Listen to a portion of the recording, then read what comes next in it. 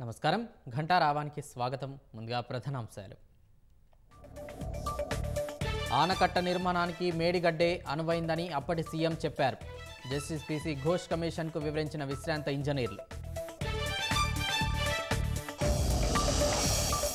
సాగు చేసే రైతులకే పెట్టుబడి సాయం ఆమోదయోగ్యమన్న జీవన్ రెడ్డి.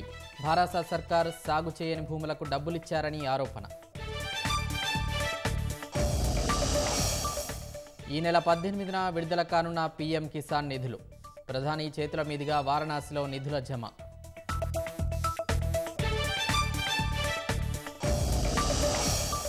ఢిల్లీలో రాజకీయ వేడి రాజేసిన నీటి సంక్షోభం. ఆప్ సర్కార్ లక్ష్యంగా భాజపా కాంగ్రెస్ నిరసనలు.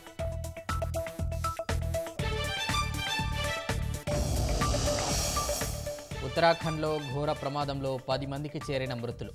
అదుపు తప్పి అలకనంద నదిలో పడిన టెంపో వాహనం.